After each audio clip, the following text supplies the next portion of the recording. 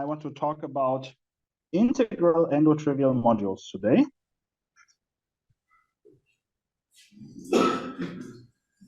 So this is joined with Jesper, who might have to take over if my internet cuts out. So we've heard a little bit about endotrivial modules on Wednesday. Namely, we've seen that there's this interesting group, T of G, with coefficients in some finite field or maybe field of characteristics P, K, and it was defined as the Picard group of the stable module category, where stable module category was something like we look at finitely generated modules over the group ring up to projectives, in a sense. And what we want to discuss today is what happens for other coefficients.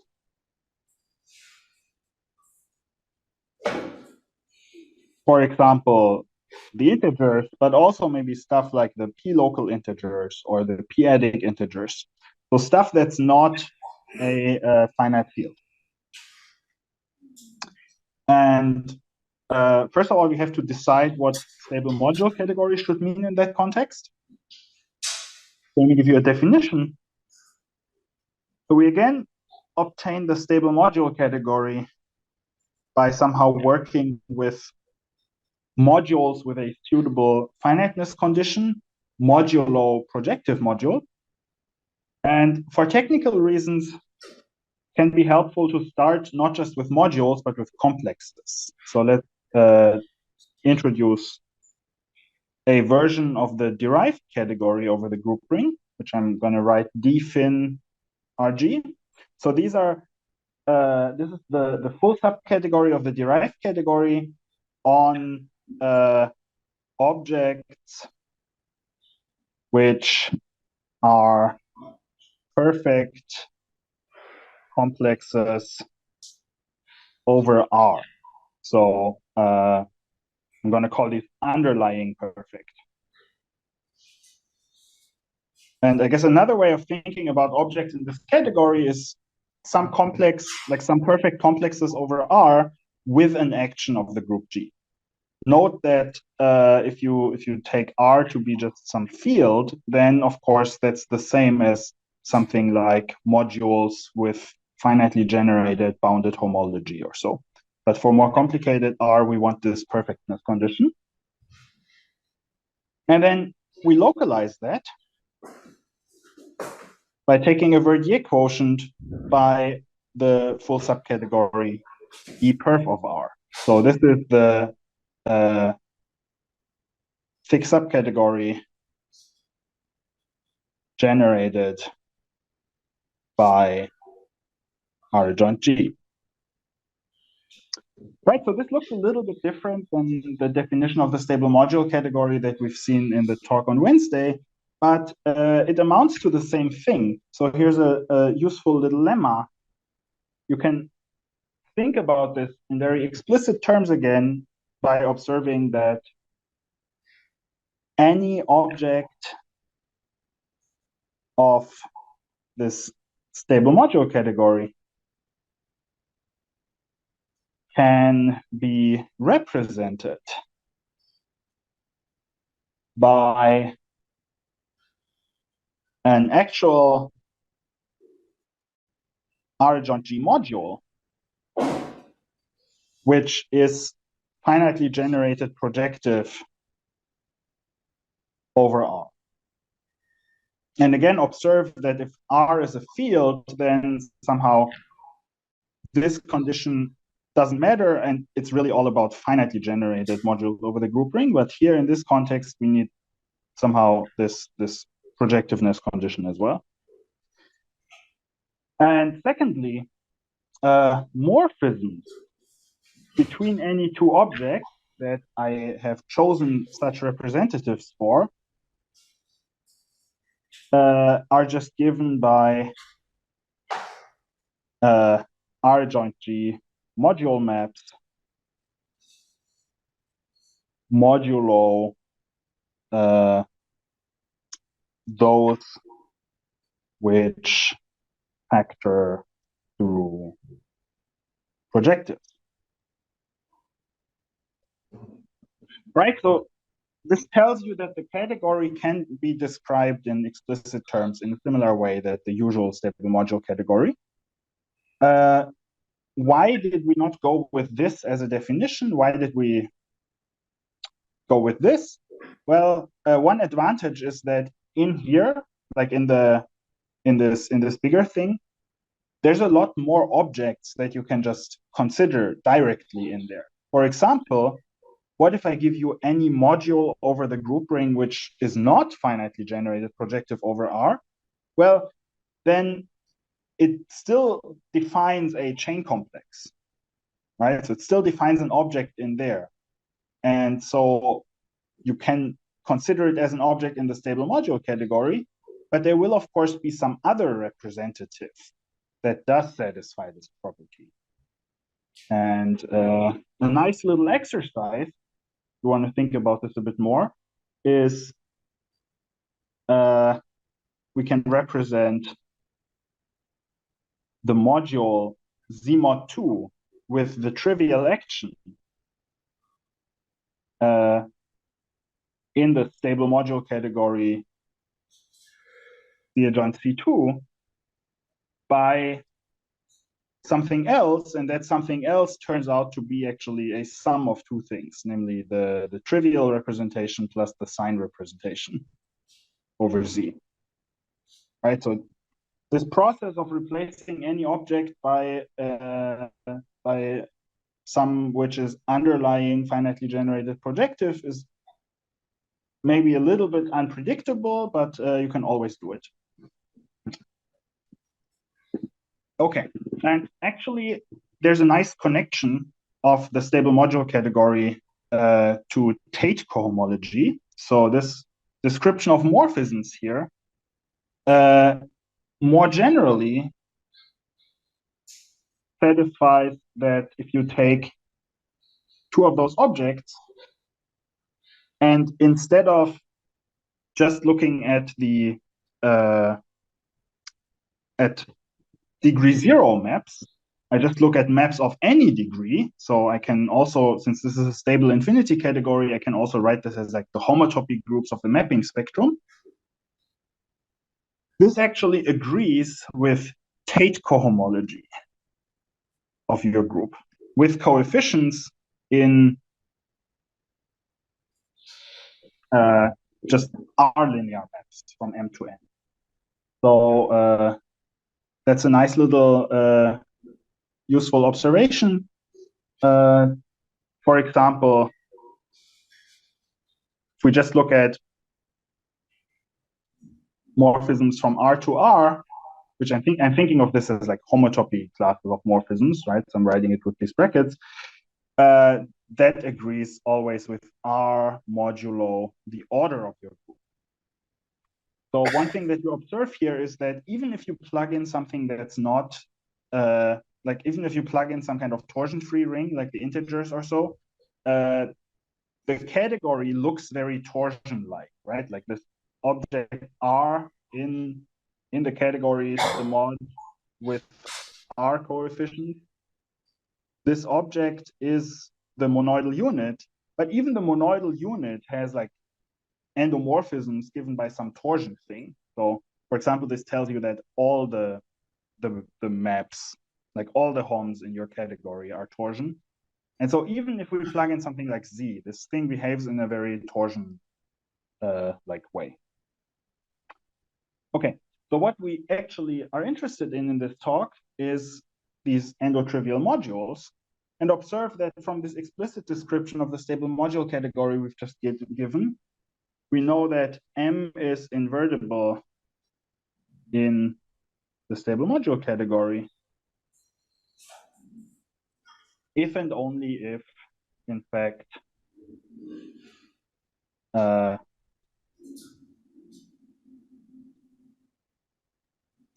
the tensor product of M with its dual splits as a direct sum of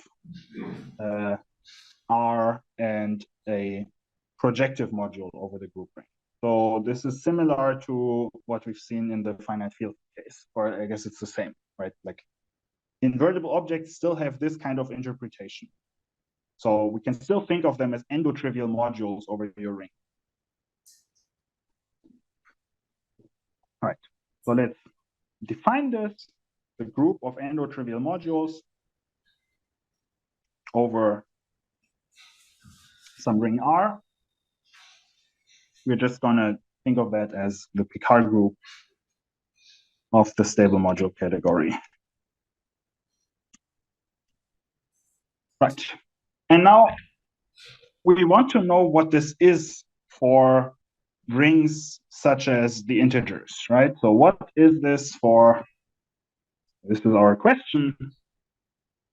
What is this for R equals C?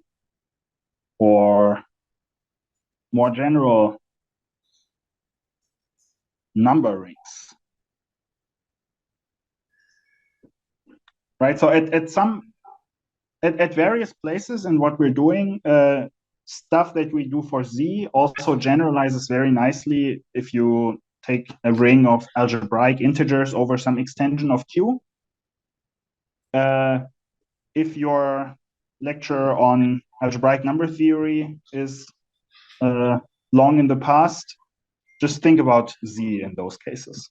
But it's nice to have this additional generality, and there are some effects that I'll point out later that you only observe in these extensions. So this is something that we definitely want to think about. Right. And so the way that information flows here is that there's somehow the finite field case.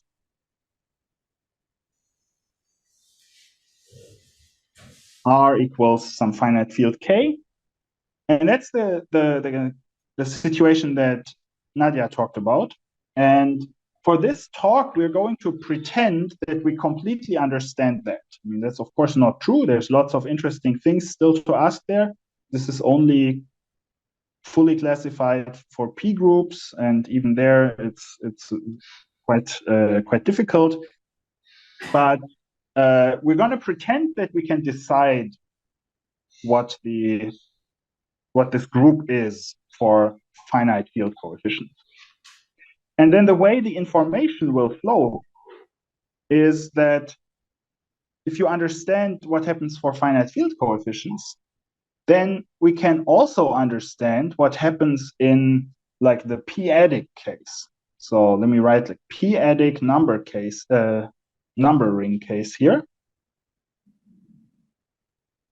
So if you have some ring of integers of some number field, and you have some prime ideal in there, you can complete it at that prime ideal. Those are the type of things that we want to think about here. For example, the p-adic numbers. And this first step, this is controlled by something that we call Alperin lifting.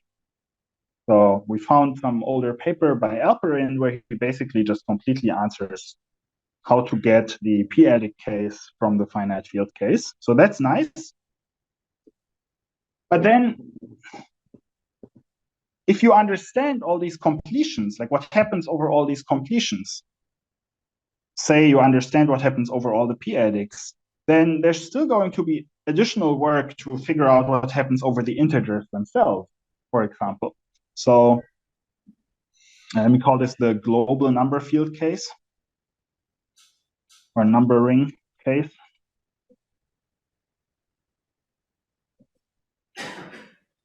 Where our ring is of this form OK.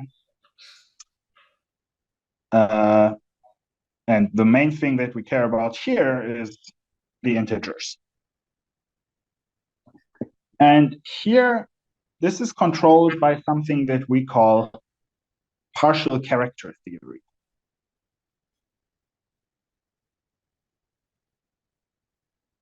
And that's going to be the second trick. Right. So let's start all the way over here and pretend that we understand what happens over finite fields. And then I'm going to tell you how we understand what happens over the p-adics. So this is a theorem due to Alperin. So what Alperin observes is that if R is a p-adic number ring, so ring of integers in some finite extension of QP maybe. You could also formulate this in terms of the notion of discrete valuation rings, complete discrete valuation rings, but that's just say p-adic number ring with residue field little k. So this is R modulo its maximal ideal. The example you should have in mind is like R is the p-adics and K is FP. Then what Alperin observes is that any endotrivial module with K coefficients can actually be lifted to an endotrivial module with R coefficients. So I think this doesn't work generally for arbitrary modules. So what he does is he uses somehow the endotriviality of those modules in quite a clever way to control somehow the obstruction theory for lifting general modules up from K to R. So there's a way to phrase what he does in terms of deformation theory.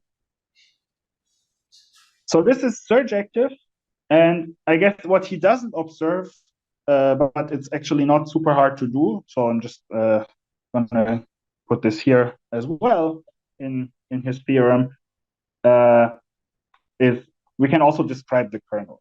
So what is the kernel? Well, if you think about it, if you start with some endotrivial module over R, which under base change becomes the trivial invertible module, namely K with the trivial action, then you can actually prove that it had to actually look like a one-dimensional representation where G acts on R by multiplication with elements that are like one modulo the maximal ideal. So the kernel here admits a description as homomorphisms from G into this group 1 plus M, which is like a subgroup of the units of R. Right. So in particular, this tells us that we can, in any given case where we understand this well, we can just work out what this is.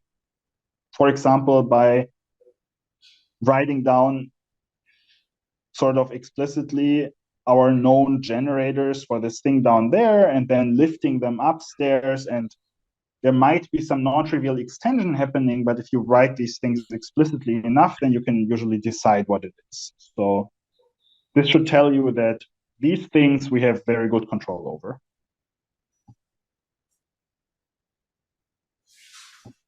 But the difficult part now is part 2, right? Part 2, if you remember, was this question, if we understand what happens over all the p-adics, how do we figure out what happens over the integers?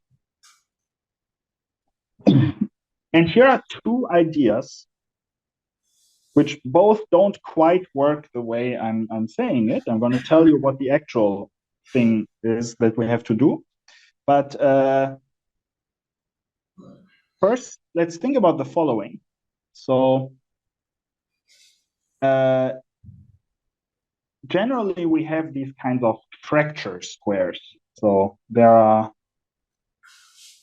fracture squares which allow us to recover modules over Z from modules over product of all ZPs. And the additional info that you need in order to figure out whether some module over the product of all ZPs came from Z is expressed by some pullback square like this. So I think if you do this for perfect complexes, this is just true on the nose. So if I give you a perfect complex over the product of all ZPs, then you can map it downwards to like the product of all QPs by base change. And then there's a pullback diagram of categories that allows you to reconstruct perfect complexes over Z as this kind of pullback. So in other words, a module over Z, like a perfect complex over Z, is the same as a perfect complex over all the p-addicts, and kind of a rational form for its rationalization. So these things exist, and you could be optimistic and hope that maybe something like this also works for stemod, right? Maybe we can somehow recover stemod with integer coefficients from stemod with p-adic coefficients and stemod with these rational and QP coefficients. But if you paid attention earlier, we've seen that somehow mapping space, like mapping spectra in the stable module category are always torsion. So from there, you can check that for rational coefficient, the category is just zero. I guess another way of seeing this is that Q adjoint G, like the group ring over the rationals, is just semi-simple. So every module over it is projective, and we've said stemod is obtained by kind of killing projective modules. So we're killing everything. So this would say, like if we had such a fracture square for stemod, then this would say that stemod with integer coefficients is actually just the same as stemod over these p-adic coefficients.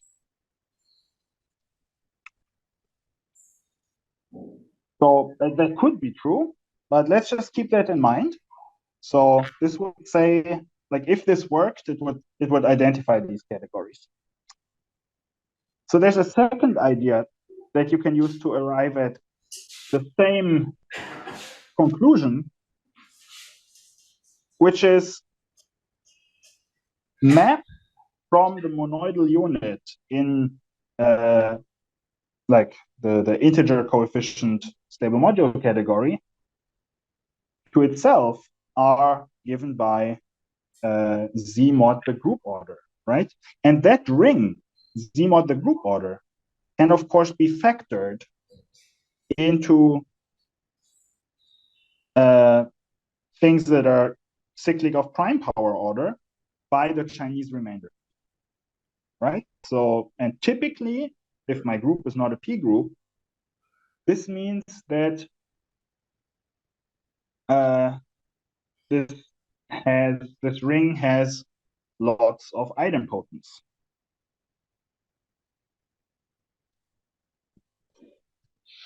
And if the monoidal unit in your category has idempotents, then you would think that maybe we can use these to split the monoidal unit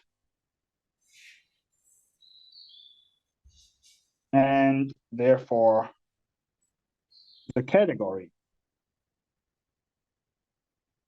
itself into like a product of categories, right? And that's what happened in this first idea as well, right? Like stemod over a product of rings is the same as the product over these stemods. Right. Both of these ideas, however, fail. And it's easier to see what the problem with the second one is, because for the first one, I mean, we would need to try and construct these fracture squares maybe. But with the second one, there's an obvious issue, which is that if I have an idempotent in a category, it doesn't necessarily allow me to decompose the object, right? The condition that tells me that I'm allowed to do that is whether my category is idempotent complete. So here's the problem. The stable module category is obtained from some idempotent complete category by localizing away some other subcategory, which also happens to be idempotent complete. But it's just not true that if I take a Verdier quotient of a idempotent complete category, that the resulting thing is still idempotent complete. So this is not generally idempotent complete.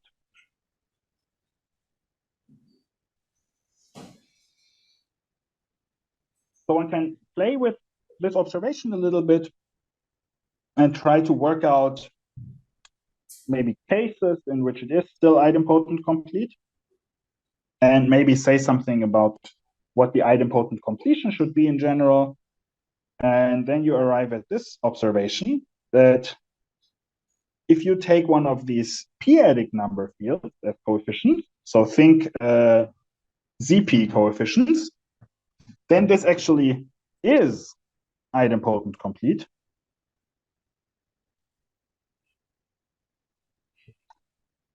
And if we take one of these global numbering cases, okay, so think, for example, the integers, then the canonical map to the product of the stemods of all the completions actually is an idempotent completion. So what I mean by that is that this functor exhibits the target as the idempotent completion of the source. So concretely, this means something like this functor is fully faithful. The target is idempotent complete, and every object in the target is actually a retract of something that's in the image, right? So we can think of this category in the target arising from the source category by sort of formally splitting all idempotents. So this tells you that you might have some idempotents in this category over there that don't split. So for example, in this example that I had here, Z itself has some funny idempotent endomorphisms. These might not split over here, but they somehow split after I pass to these p-adic coefficients. So what this tells us in particular, namely like the fully faithfulness of this tells us that the OK valued stable module, the OK valued endotrivial modules form a subgroup of the product of the endotrivial modules with coefficients in these completions. Right, and now, of course, we said earlier by this Alperin lifting thing, we understand what these things are in any given example quite well.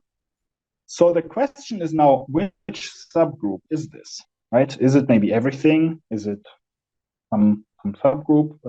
How can we decide that? And it turns out that we can just describe an obstruction, right? So if you start with an object over here in the idempotent completion, then you can ask for some abstraction that measures whether it actually comes from the left, whether it lies in the image. And this is where this connects back to the talk that we had this morning about negative K-theory, because this phenomenon that if you take a Verdier localization, that it might not be idempotent complete anymore, that's something that is very closely related to these negative K groups. Specifically, non-connective K-theory. I can also form non-connective K-theory of categories. This was discussed this morning. And non-connective K0 of a category is actually not the thing that you get by just looking at like the free abelian group generated by all objects and modding by exact sequences. Rather, it's the free abelian group on objects of the idempotent completion modulo these relations that like A plus C minus B for any exact sequence or cofiber sequence. And so the connecting homomorphism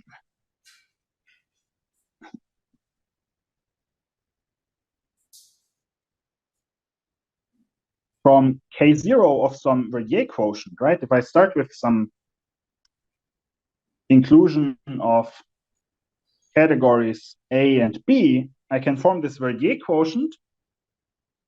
If I take the definition of connective K-theory, where I don't apply this idempotent completion, then this map here would always be surjective, right? Because every object in the localization, by definition, comes from B. But if I take this idempotent completion, then it's of course not always surjective, because this is exactly related to the fact that B mod A is not yet necessarily idempotent complete. And so there's a connecting homomorphism now to this K minus 1 of A. And this can be used to measure whether an object in the idempotent completion comes from B. Right? For example, if that map was 0, then this map would be surjective, and then you can prove from there that actually every object in this idempotent completion already comes from B. But like this is sort of a quantitative way of checking these things.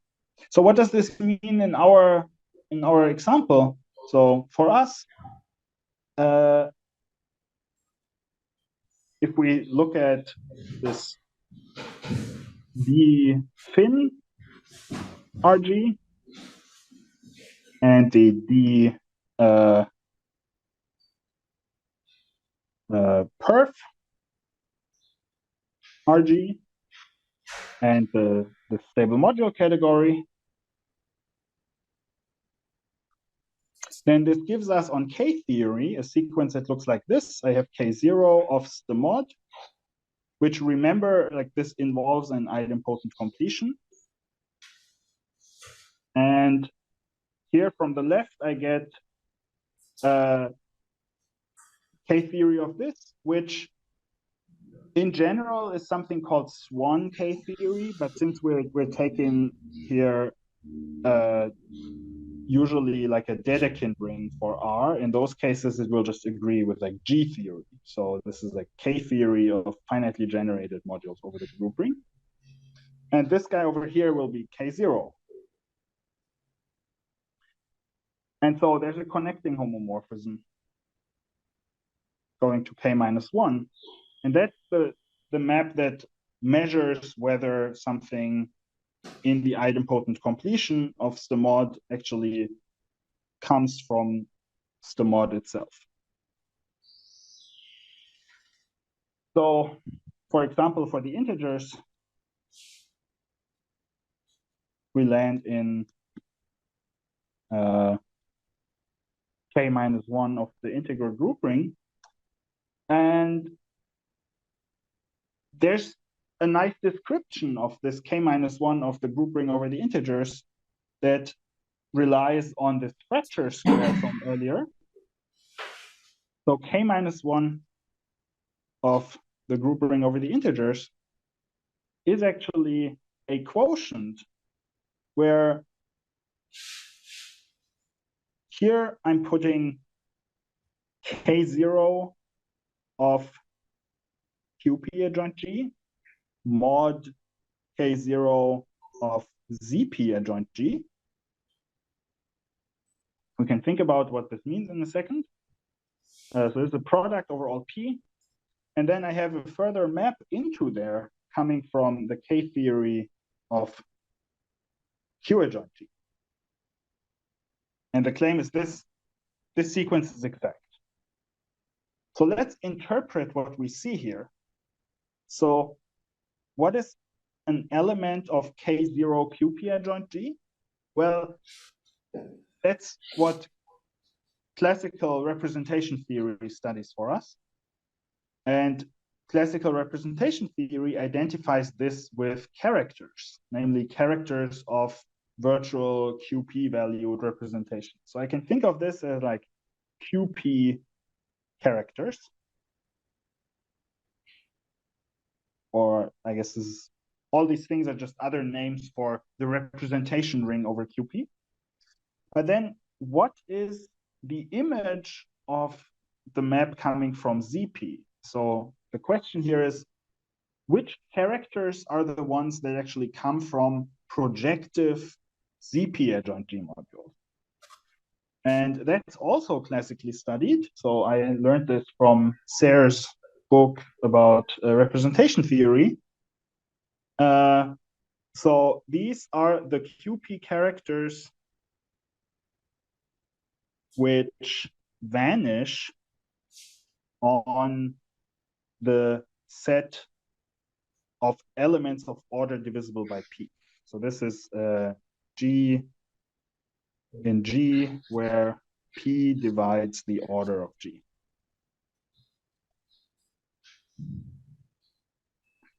Right, so here we're quotienting all characters by those characters which vanish on the string PG, meaning that we can also think of this quotient as just restrictions of QP characters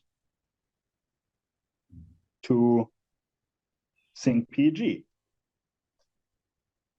And that's what we call partial characters, or I guess P partial characters for any given P.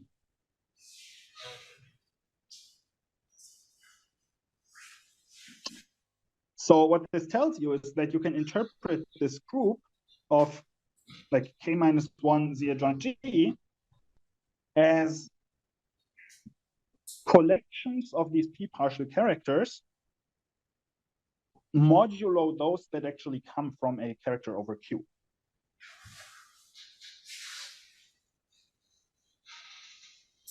And now I can state our main theorem.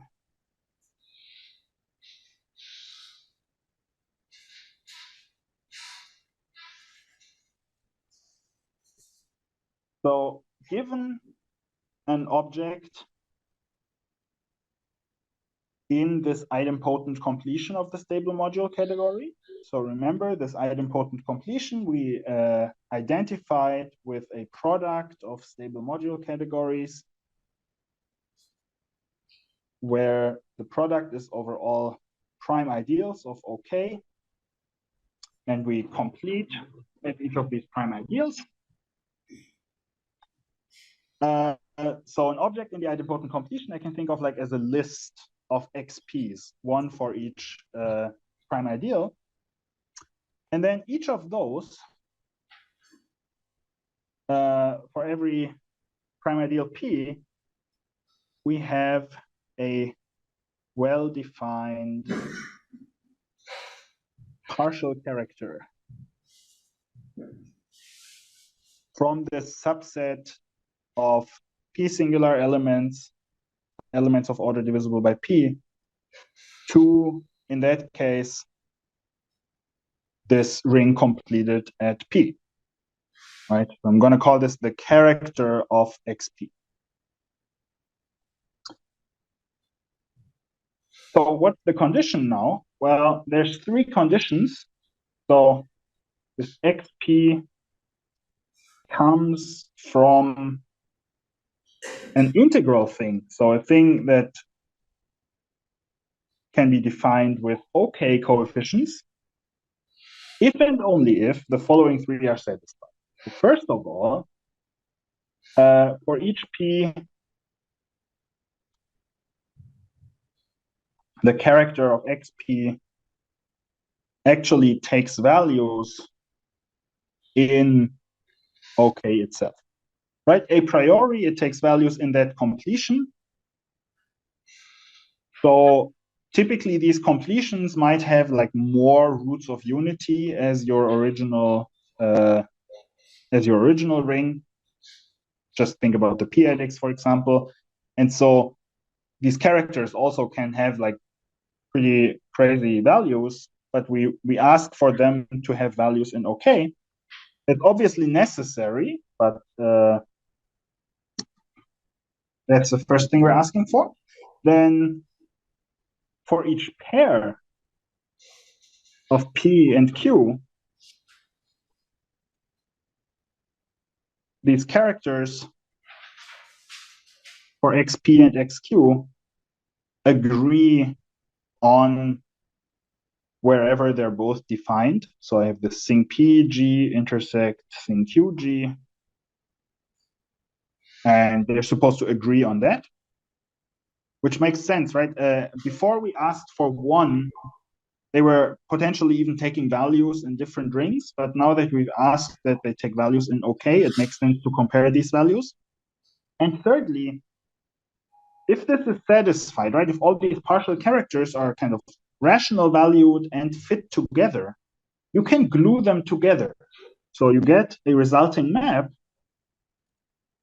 from the union of all these thing P's to OK. And we're asking for this to be the restriction of character of a K representation.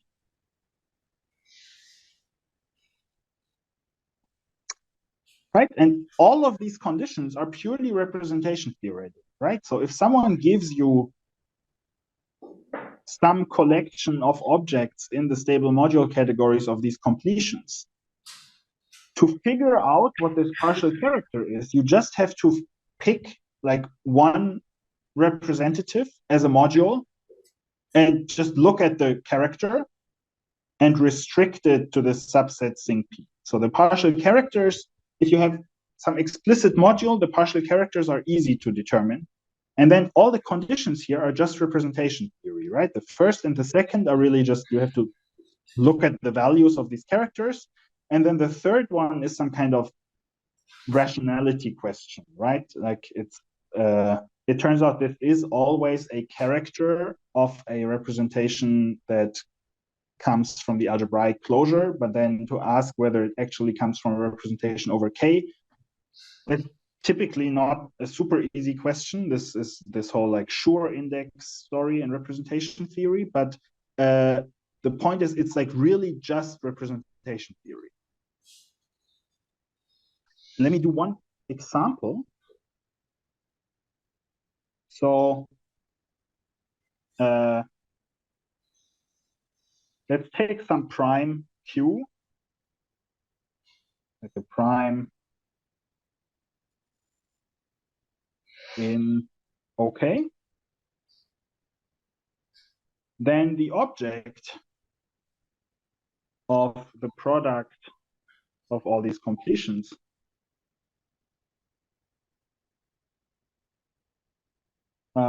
given by letting xp either be this double loops or like double syzygy for P equals Q, double syzygy of the unit, or just one, like just the unit for P not Q. Right? So I'm taking somehow different shifts of the unit at different primes. Something I can do. And so this object satisfies all these conditions. Why is that?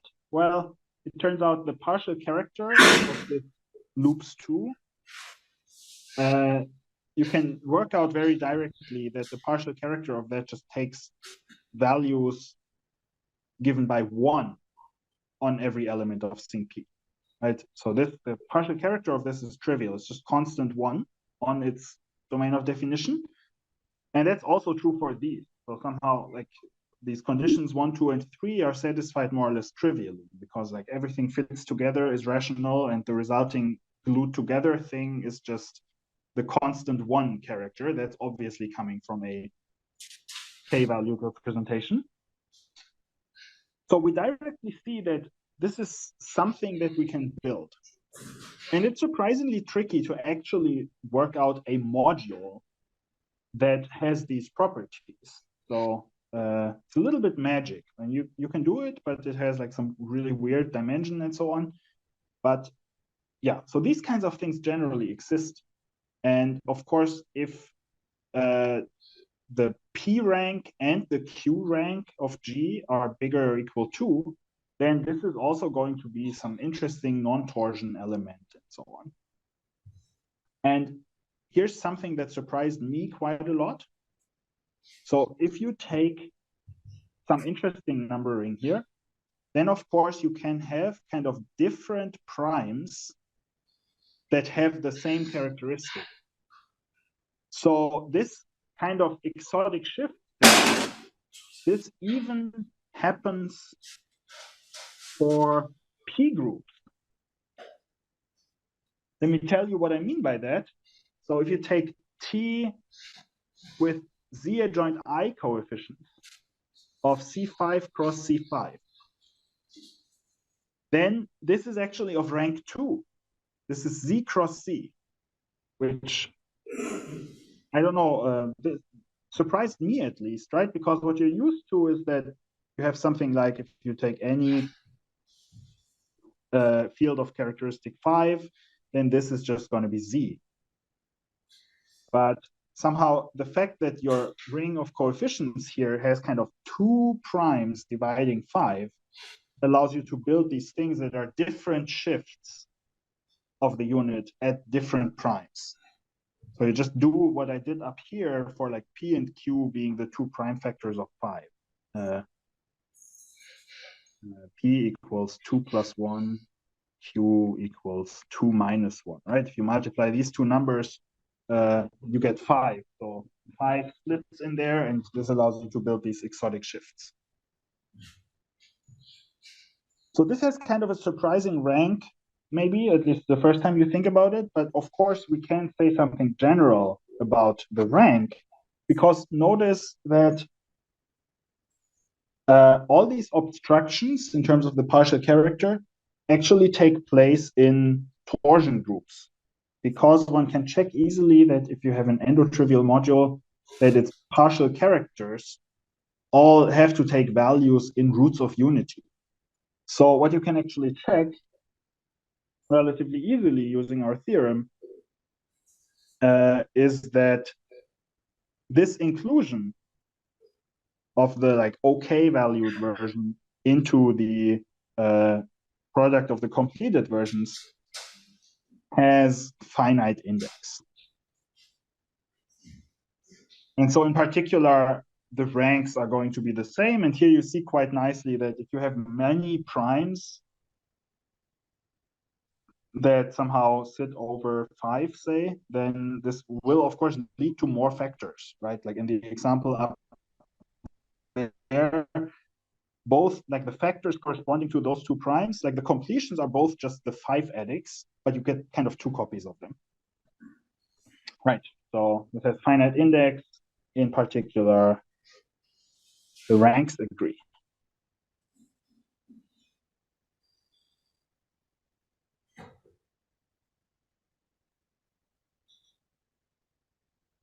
And there's a bunch of other nice applications that we can get out of this theorem. So for example, remember this idea, the second idea that we had earlier about splitting the unit into multiple factors. So that didn't work because of idempotent completeness failing. But with the theorem, we can actually work out which of these summands do exist before idempotent completion. And the answer is quite nice. So let's define a graph, the prime graph of your group. This is the graph whose vertices are primes dividing the group order, and where P is connected to Q if and only if G has an element of order PQ. Then what we can show is that the stable module category actually splits as a product, where the product is indexed over connected components of the prime graph. And each of the factors is also the stable module category, but localized away from the primes in that component. And each of these factors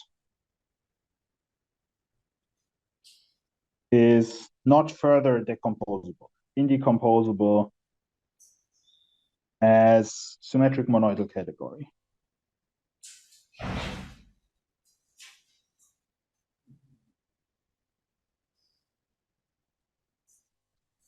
Right. And I guess one nice example for this that we were thinking about very early is the group A5. This has this funny property that basically you don't have any elements of composite order. You don't have enough space to commute like a order 2 element past an order 3 element or so. So the graph is completely disconnected. And in fact, this means that the stable module category with integer coefficients, in that case, really splits as a product of stable module categories with local coefficients.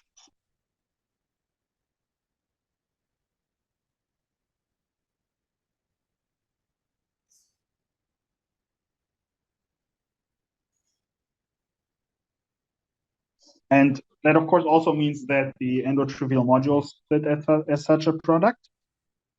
To get at these, like to understand the endotrivial modules with z, like 3 local coefficients or so, you still have to use our theorem to get to kind of compare stemod with 3 local coefficients to stemod with 3 adic coefficients. So somehow among these conditions that I had, right, they were asking for these partial characters to be rational, like rational valued, and for the partial characters at different primes to fit together. In this case of like the 3 local integers, you of course don't have different primes, but this first condition and the third condition still can somehow do something. So for example, if you work over the p-adics, you have some crazy root of unities. And so you could have like a one-dimensional representation where the group uses these roots of unity to act. But then you will see those in the partial character. And so the condition that the partial character take like rational values enforces that those things don't actually lift back to like the 3 local version. So this is also a computation that we can do. This is like this can be computed to be like Z cross Z mod 4 cross Z mod 4. I think it's kind of cool. Right. So in general, I mean, this now means that we can kind of compute this for any given group.